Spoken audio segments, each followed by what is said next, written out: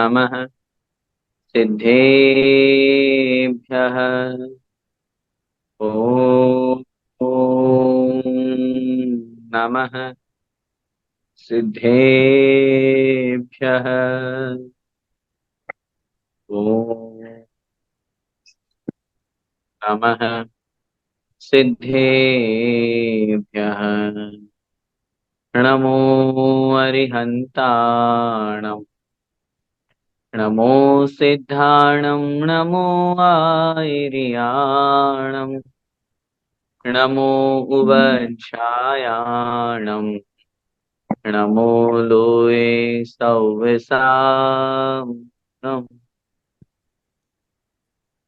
पंच परमेष्ठी भगवान की जय। द्वादशांग जिनवाणी माता की जय। चारित्र चक्रवर्ती 108 शांति सागर जी महामुनिराज की जय। संत शिरोमणि आचार्य भगवंत 108 श्री विद्यासागर जी महामुनिराज की जय। अभिनवाचार्य श्री समय सागर जी महाराज की जय। परम पूज्य गुरुदेव निर्यापक श्रमण मुनिपुंगो श्री सुधा सागर जी महाराज की जय। अढ़ाई द्वीपस्थ समस्त महामुनिराजों की जय।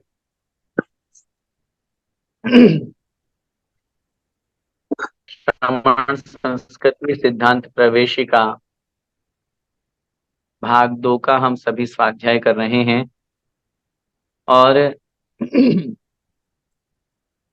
जैन धर्म के जैन दर्शन के महत्वपूर्ण सिद्धांतों को जानते हुए जो हमारे आदर्श रूप में हैं, जिनको पढ़ने से जिनके माध्यम से हमारे जीवन को प्रेरणा मिलती है, ऐसे उन महापुरुषों के और शीलवती उन रानियों के जीवन चरित्र को हम सभी पढ़ रहे हैं।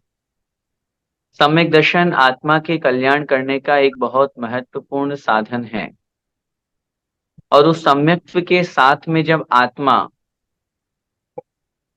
संसार में रहता है तो एक न एक दिन निश्चित रूप से वह मोक्ष परम पद को प्राप्त करता है।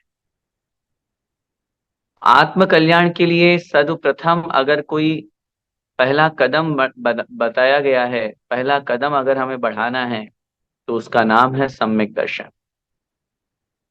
और उस सम्यक दर्शन के 8 अंगों का पालन करते हुए सम्यक दर्शन के जो 25 दोष कहे गए हैं उनसे रहित होकर के, उनसे दूर होकर के यदि हम अपने जीवन को निर्मल बनाते हैं तो सम्यक दर्शन के साथ सम्यक ज्ञान की प्राप्ति तो होती ही है, लेकिन सम्यक ज्ञान के साथ जब चारित्र के मार्ग पर अग्रसर होते हैं, जब चारित्र के मार्ग की ओर हम आगे बढ़ते हैं, तब मोक्ष मार्ग हमारा प्रारंभ हो जाया करता है।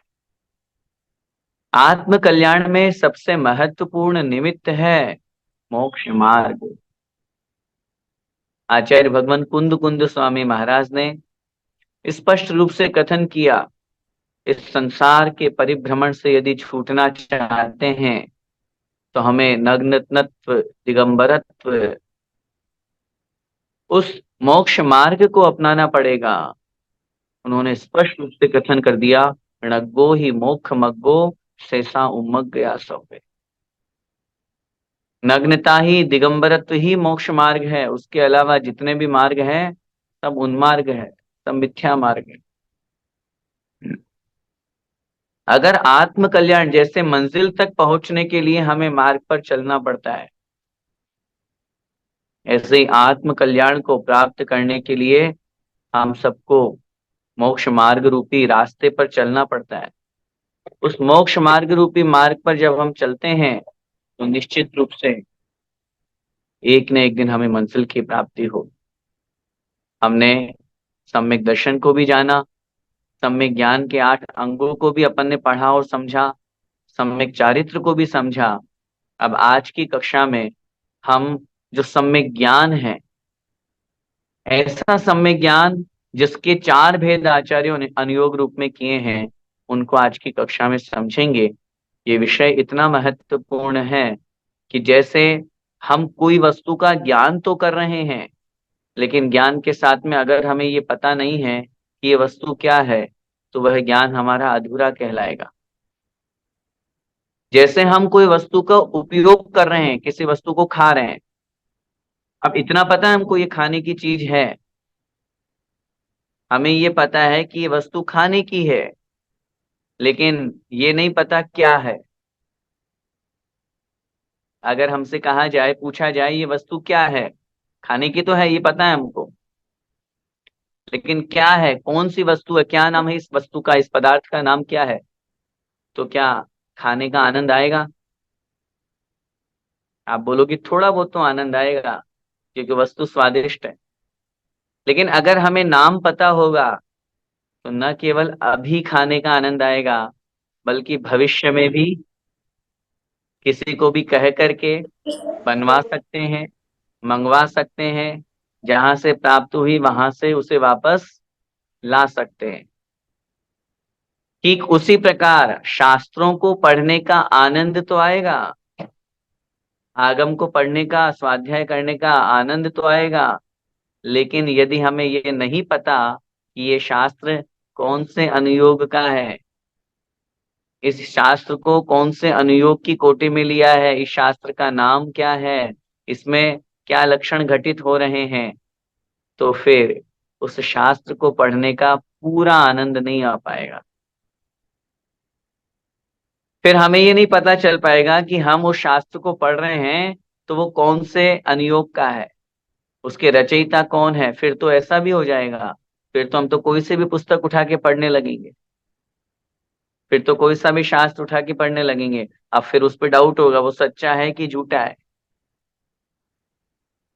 तो इसीलिए जैसे उस मिठाई को जानना जरूरी है, उस वस्तु को जानना जरूरी है, ऐसे ही हम जो स्वाध्याय कर रहे हैं उस शास्त्र को जानना भी जरूरी। जब तक उस शास्त्र को हम नहीं जानेंगे तक ये मान के चलेगा उसका आचार्यों ने लिखे हैं, इस पंचम काल में स्वाध्याय है परमम तप है।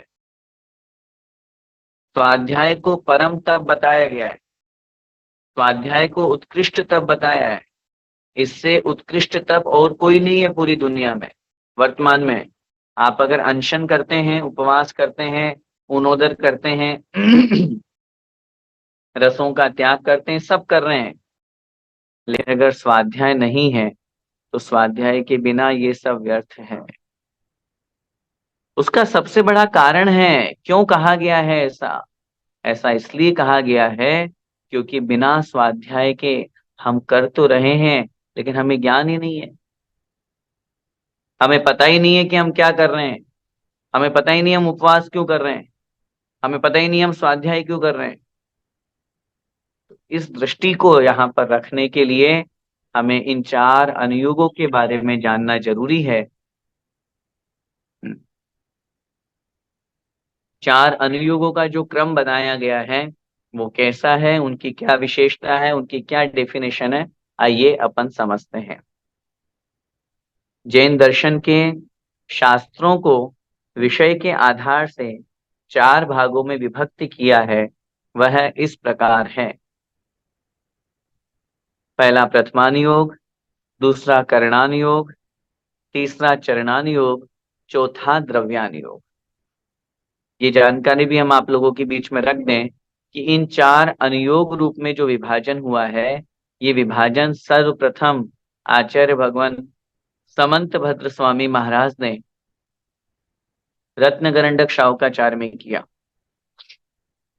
आचार्य समंत भद्र स्वामी से पहले किन्हीं भी आचार्य ने शास्त्रों का विभाजन नहीं किया। उनके पहले बहुत सारे शास्त्र लिखे गए, बहुत सारे आगम लिखे गए, लेकिन आचार्य समंत भद्र स्वामी के पहले किन्हीं भी आचार्य ने शास्त्रों को इस रूप में नहीं बांटा कि ये फलाना शास्त्र या इस तरह के वर्णन जिन शास्त्र में है वो ये अनुयोग कहलाएगा। सर्वप्रथम आचार्य समंत भद्र स्वामी महाराज ने रत्न करंडक श्रावकाचार्य के दूसरे अधिकार में, सम्यक ज्ञान अधिकार में इनका वर्णन किया, और उसी वर्णन के आधार पर वो मान्यता आज तक प्रचलित है। प्रथमानुयोग, करणानुयोग, चरणानुयोग और द्रव्यानुयोग, ये क्रम हमें ऐसे ही याद रखना है।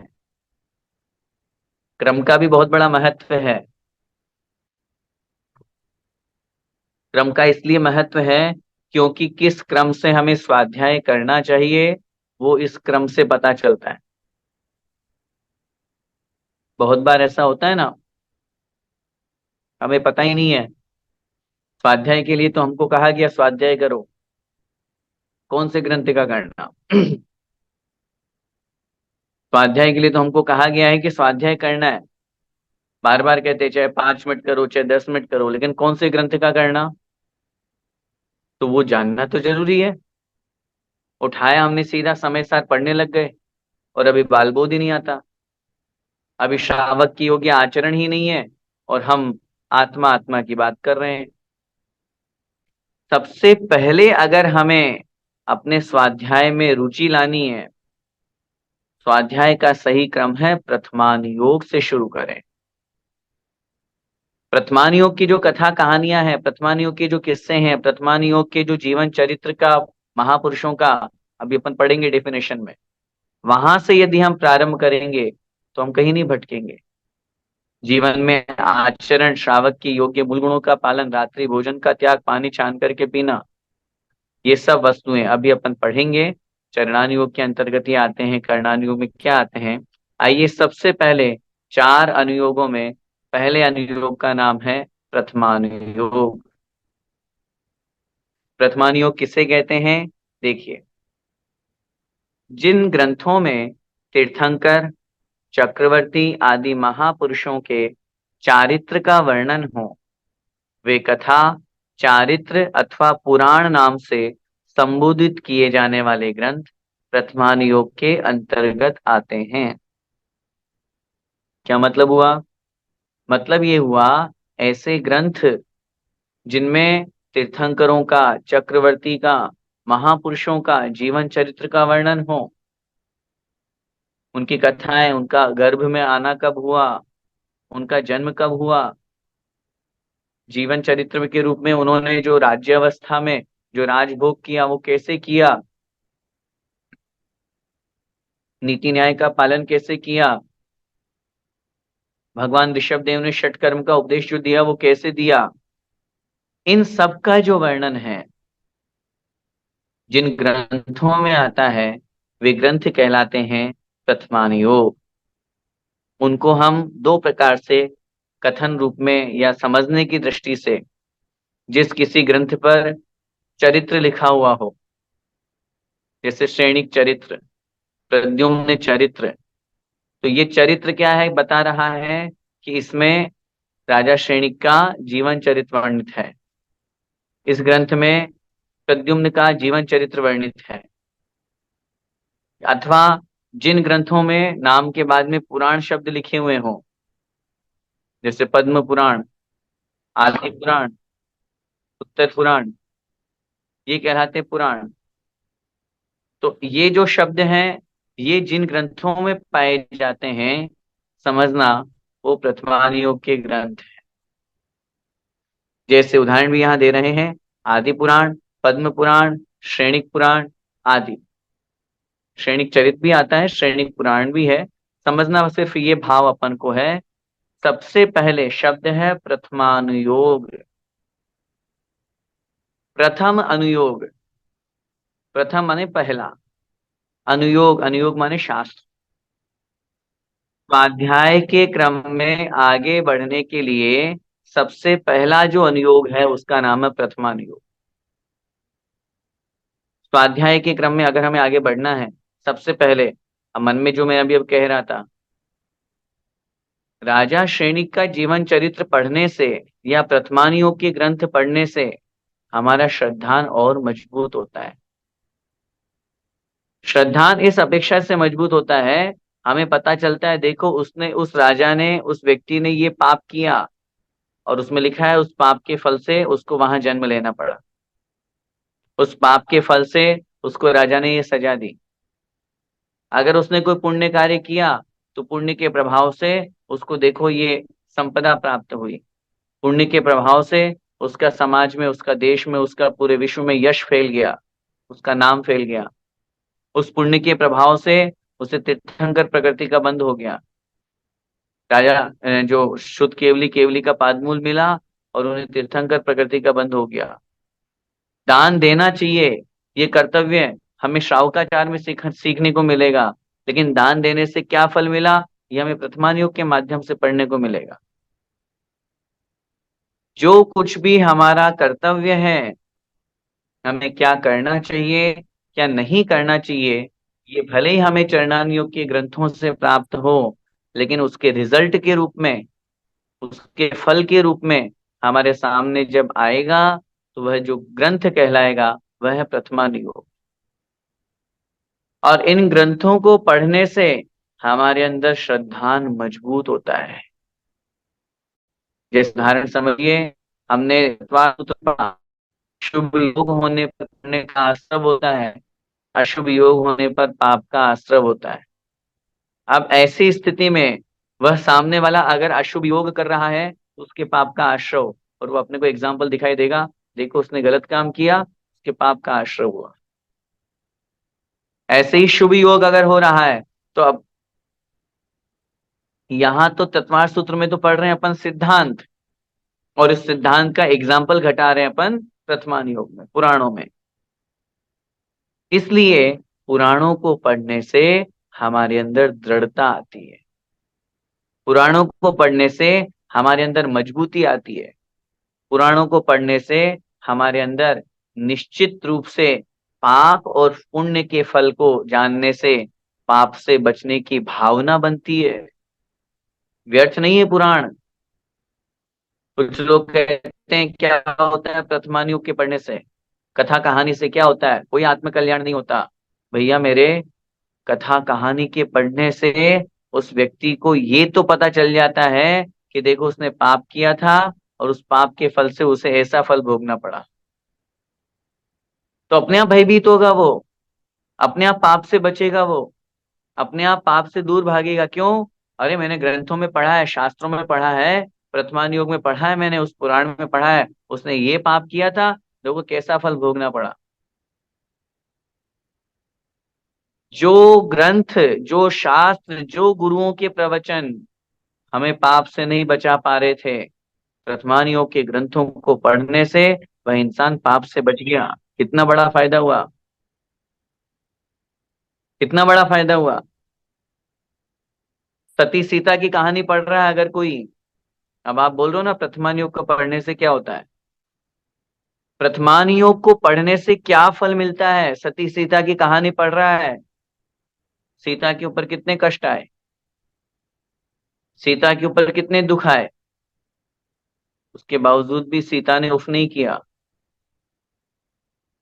उसके बावजूद भी उस सीता ने कभी धर्म से विमुख नहीं हुई।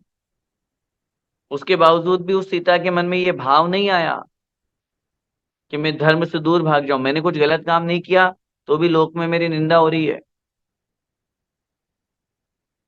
लोक में मेरी निंदा हो रही है। लोक, चलो लोक में तो हो रही है, मुझे मेरे पति ने नहीं समझा।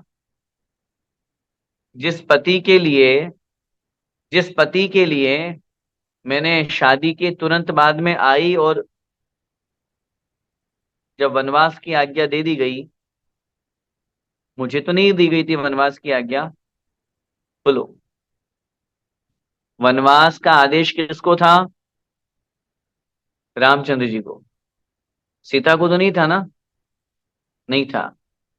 सीता को वनवास का आदेश नहीं था, लेकिन जिस सीता ने अपने पति के लिए, जहां जहां मेरे पति वहां वहां मैं, ऐसा भाव रख करके जिस सीता ने जंगल के कष्टों को सहन किया, कहाँ राजमहलों में पली बड़ी वह सीता, एक इशारे पर जिसकी सैकड़ों नौकरानियां आदेश का इंतजार करती थी, वही सीता विवाहोपरांत आई और अगले दिन वनवास।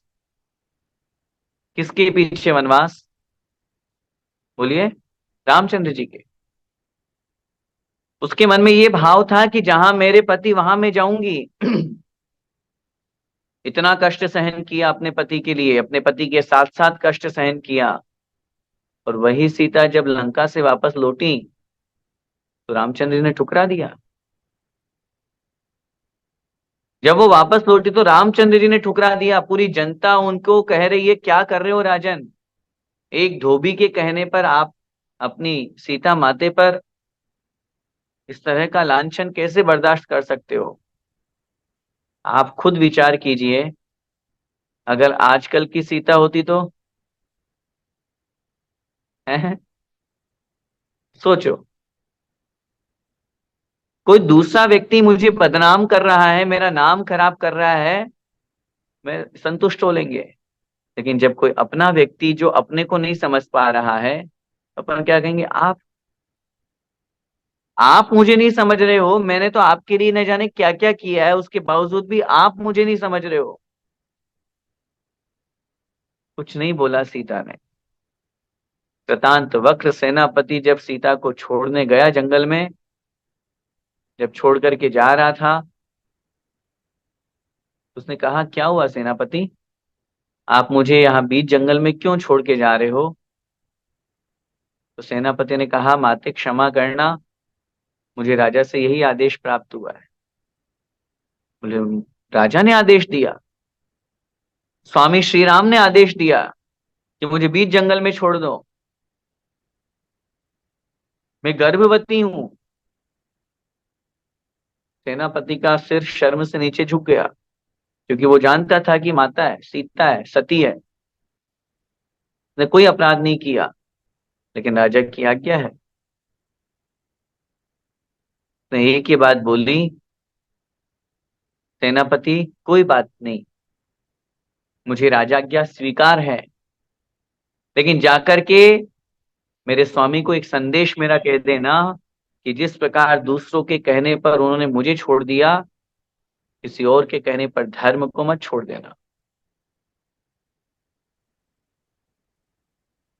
किसी और के कहने पर धर्म मत छोड़ देना। अब बताइए, सीता के इतने कष्ट उसने सहन किए उसके जीवन में, और जीवन चरित्र को पढ़ने के बाद में क्या एक बार भी हमारे मन में नहीं आएगा कि मेरे मेरे साथ भी इतने सारे कष्ट मुझे भोगने पड़ते हैं, सहन करने पड़ते हैं? नहीं, कोई बात नहीं, मैं भी समता परिणाम रखूं, मैं भी धैर्य को धारण करूं। ये धैर्य की शिक्षा कहाँ से मिली? ये समता का परिणाम कहाँ से हमारे अंदर आया? ये आया है उस प्रथमान योग को पढ़ने से। ये आया है उस सीता के जीवन चरित्र को पढ़ने से। आज हमारे सामने अस्सी मसी कृषि विद्या वाणिज्य शिल्प षट कर्म का उपदेश आदिनाथ भगवान ने दिया। कहाँ से मिला ये उपदेश? जितना जो कुछ भी पूरी पूरी दुनिया चल रही है, जो कुछ भी हो रहा है, पूरी दुनिया कह रहा हूं मैं, वो सब इन्हीं षट कर्म में चल रहा है। अस्सी मसी कृषि विद्या वाणिज्य शिल्प, और कुछ नहीं है। इन षट कर्म के अलावा दुनिया में कुछ है ही नहीं जिससे कमा करके खा पा रहा है वो। चाहे आप बिजनेस कर रहे हो, चाहे आप कोई वस्तु का निर्माण कर रहे हो, चाहे किसी कंपनी में काम कर रहे हो। अब आप बोलो, हम तो सॉफ्टवेयर इंजीनियर है, हम तो फलाना है, आर्किटेक्ट है, ये जो कुछ भी है शिल्प में जाएगा। आप किसी वस्तु का निर्माण कर रहे हैं, वो शिल्प है। आप किसी को पढ़ा रहे हैं, ये विद्या है। आप बिजनेस कर रहे हो, ये वाणिज्य है। हर चीज षट कर्म में आएगी। अब ये षट कर्म का उपदेश हमें कहाँ से मिला? कौन से ग्रंथ से मिला? हमें मिला प्रथमान योग से, हमें मिला आदि पुराण से। अब इस षट कर्म के उपदेश के बिना क्या हम वस्तु स्थिति को समझ सकते हैं? क्या आत्म कल्याण कर सकते हैं? बताइए, कैसे हम कह दें कि प्रथमानियों के ग्रंथ व्यर्थ हैं? प्रथमानियों के ग्रंथों को पढ़ने से क्या होता है? प्रथमान योग के ग्रंथों को पढ़ने से सम्यक्त्व की प्राप्ति हुआ करती है। प्रथमान योग के ग्रंथों को पढ़ने से आचार्यों ने चारों अनुयोगों की अपेक्षा से चार सम्यक्त्व बताए गए हैं। प्रथमान योग सम्यक्त्व, कर्णान योग सम्यक्त्व, चरणान योग सम्यक्त्व और द्रव्यान योग सम्यक्त्व। जिन शास्त्रों को पढ़ने से, उनके ऊपर विश्वास करने से हमें सम्यक्त्व की प्राप्ति हो, तो उस अपेक्षा से तो ये जो ग्रंथ कहलाते हैं, ये होते हैं कर्णान योग के शास्त्र। दूसरे नंबर पे है कर्णान योग। देखिए कर्णान योग की डेफिनेशन, जिन ग्रंथों में लोक अलोक के विभाग का, उत्सर्पणी अवसर्पणी काल के परिवर्तन का, चारों गतियों का दर्पण के समान वर्णन हो, ऐसे शास्त्र करणानि योग के अंतर्गत आते हैं, जैसे त्रिलोक सार, तिलोय परिणति आदि। क्या लिख रहे हैं? जिन ग्रंथों में लोक अलोक के विभाग का वर्णन हो। जब लोक की बात आती है तो अपन 12 भावनाओं में पढ़ते हैं, पहले पढ़ के भी आए हैं 12 भावनाओं का प्रकरण। 14 राज उतंग नभ, लोक पुरुष संठान, ताम जीव अनादिते, हर मत है बिन ज्ञान, भर मत है बिन ज्ञान। लोक कितना है? 14 राजू ऊंचाई वाला है। लोक का परिमाण कितना है, कैसा अधोलोक है, उसमें क्या वर्णन है, मध्य लोक में क्या है, ऊर्ध्व लोक में क्या है, ये जितना भी जो वर्णन है, ये हमें कौन से ग्रंथों के माध्यम से पता चलता है? वो ग्रंथ कहलाते हैं करणानि योग के ग्रंथ। अनादिकाल से हम संसार में भटक रहे हैं। उस संसार में परिभ्रमण में हम कहां कहां जन्म नहीं ले रहे हैं, लोक में हमारा कहां कहां जन्म नहीं हुआ। ये सब कुछ जो हमें ज्ञान है वो रहा है, क्योंकि जब तक नहीं जानेंगे तब तक संसार से छूटने का क्या प्रयास करेंगे। जब तक हम ये नहीं जानेंगे कि पंच परावर्तन क्या होते हैं, और पंच परावर्तन में मैंने कहां कहां जन्म नहीं लिया। द्रव्य, क्षेत्र, काल, भाव और भव, ये पंच परावर्तन है। इस पंच परावर्तन में मुझे अनादिकाल से मैंने अनंत पंच परावर्तन किए, संसार में परिभ्रमण कर रहा हूं मैं। अब वो संसार कितना है, कैसा है? कहते तो हैं 84 लाख योनियां हैं, कहते तो हैं 7 नरक हैं, कहते तो हैं 84 लाख बिल हैं, कहते तो हैं ऊपर स्वर्ग में 16 स्वर्ग होते हैं, 9 ग्रेवियक, 9 अनुदिश, 5 अनुत्तर, असंख्यात द्वीप समुद्र। इनका वर्णन हमें कहाँ से मिलेगा? इनका वर्णन हमको मिलेगा करणान योग के ग्रंथों से। हम लोग पूजा करते हैं, पूजा करने का उद्देश्य क्या है? भगवान के गुणों का गुणानुवाद। अब भगवान के गुणों का गुणानुवाद हमारी पूजन का उद्देश्य है, लेकिन इस बात पर भी अपन को विचार करना है। अगर पूजन में अपन को यही नहीं पता हम अकृत्रिम चैत्यालय का अर्घ्य चढ़ा रहे हैं, या अकृत्रिम चैत्यालय कहाँ होते हैं, कितने होते हैं, कैसे होते हैं, किस रूप में होते हैं, तो फिर अकृत्रिम चैत्यालय की पूजन का क्या फल मिलेगा? नंदीश्वर की पूजन कर रहे हैं अष्टानिका पर्व में, सरव पर्व में, बड़ो अठाई पर्व है, नंदीश्वर सुर जाय लिए वसुधरव है। अब नंदीश्वर में देवता जाते हैं, अभी नंदीश्वर कहाँ है, और नंदीश्वर में क्यों जाते हैं, वहां पर क्या है, कैसे 52 चैत्यालय है, अंजनगिरी कहाँ है, कितनी ऊंची कितनी बड़ी, ये सब विषय वस्तु का ज्ञान हमें किसके माध्यम से होगा? करणानि योग के माध्यम से। लोक के बाहर अलोक है, वहां कुछ नहीं है, मात्र अलोकाकाश है, जिसमें कोई सा भी द्रव्य नहीं है, मात्र आकाश है। उस अनंत अलोकाकाश, अनंत आकाश के मध्य में 6 द्रव्य जहां रहते हैं उसे लोक कहते हैं। तो ये लोक अलोक का विभाजन जो है, उत्सर्पणी अवसर्पणी काल का विभाजन। काल 2 प्रकार का होता है, उत्सर्पणी काल और अवसर्पणी काल। जिस काल में आयु, धन, वैभव, यश, शरीर की अवगाहना,